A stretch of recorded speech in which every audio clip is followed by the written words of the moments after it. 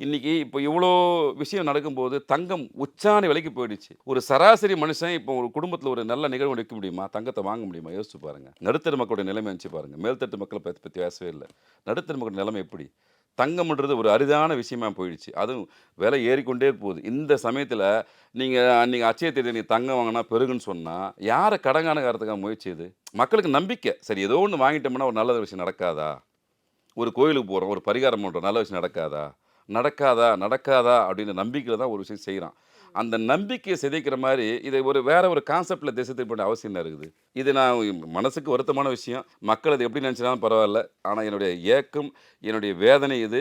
நம்ம தயவு செஞ்சு சொல்றேன் மக்களுக்கு. நீங்க கல்லுப்பு வீட்ல வாங்கி வைங்க. அரிசி வாங்கி வைங்க. நீங்க வழக்கமான பயன்படுத்துற பொருட்கள வாங்கி வைங்க. வளரட்டும், அறிவு வளரட்டும், ஆன்மீகம் வளரட்டும், சிந்தனை வளரட்டும். வளருதல், அட்சயம் எது உங்களுக்கு வரணும்னு நெனைக்கிறீங்களோ, அந்த விஷயத்த உங்க பூஜை ரூம்ல அது 10க்கு 10 ரூமா இருந்தாலும் சரி, 15க்கு 20 ரூமா இருந்தாலும் சரி, உங்க மனசார அந்த விஷயத்த விதைச்சு வையுங்க.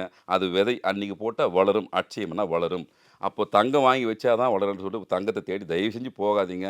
மேலும் தங்கத்த வச்சு நீங்க கடன்காரன் ஆவறத நான் விரும்பல. அத தான் இந்த